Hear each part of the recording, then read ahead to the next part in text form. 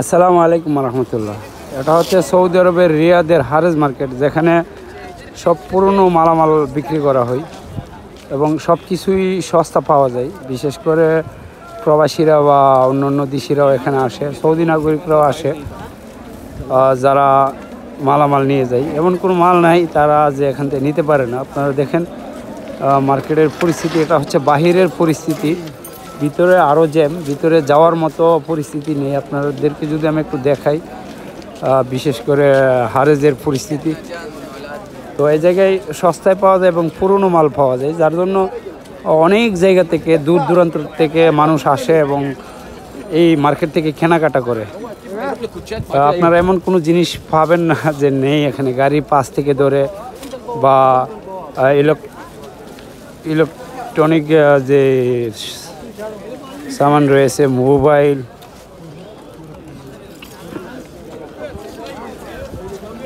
এছাড়া কাপড়, জুতা, বিভিন্ন পণ্য সামগ্রী, কার্পেট, সব কিছুই এই মার্কেটের মধ্যে পাওয়া যায়। তো আপনারা দেখতেছেন আজকে এমনি হচ্ছে ইয়মুল জুমা, অর্থাৎ শুক্রবার, নামাজের দিন। মানুষের পরিস্থিতি দেখেন, প্রচুর পরিমাণে মানুষ, দেখলে বোঝাই যায় না যে এটা সৌদি আরব।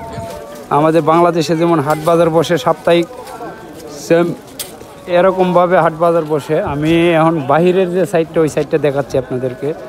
ভিতরের সাইডটা এর থেকে অনেক বেশি জ্যাম থাকে।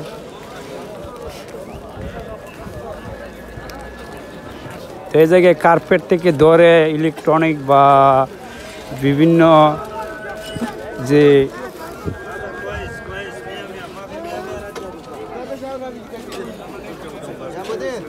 মোটর কিংবা যে মালামালগুলো মিস্ত্রিদের, সব কিছু এখানে পাওয়া যায়। তো আপনাদেরকে যদি ভিতরের সাইডটা দেখায়, ভিতরের সাইডটাও অনেক বেশি মানুষ।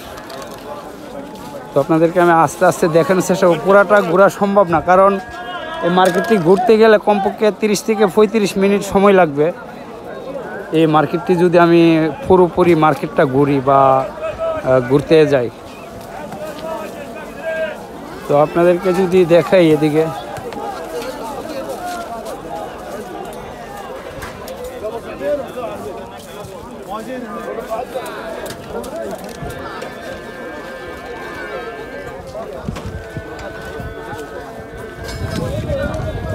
Hello, hi, how are you? তো আপনাদেরকে যদি পুরোপুরি দেখাই, এই মার্কেটের প্রত্যেকটা জিনিস হচ্ছে সেকেন্ড হ্যান্ড বা নতুন মালামালও বিক্রি করা হয়, তবে সেকেন্ড হ্যান্ড মালই বেশি। আর এখানে কাস্টমার বিভিন্ন জায়গা থেকে আসে, বিশেষ করে মধ্যবিত্ত বা গরিব কাস্টমারগুলোই এখানে বেশি আসে। আপনাদেরকে যদি মার্কেটের ভিতরের অবস্থা দেখেন, পা রাখার মতো জায়গা নাই। ভিতরের সাইডগুলো দেখেন,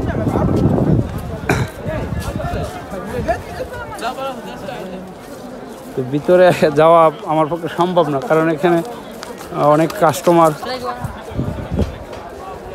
তো সম্পূর্ণটা মার্কেট যদি ঘুরিয়ে আপনাদেরকে দেখাতে যাই, তাহলে প্রায় 30 থেকে 35 মিনিট সময় লাগবে। তারপরে আপনাদেরকে দেখানোর চেষ্টা করবো অল্প কিছু জায়গা, কারণ সবটা তো ঘোরা সম্ভব না। প্রত্যেকটা জায়গায় কি পরিস্থিতি মার্কেটের।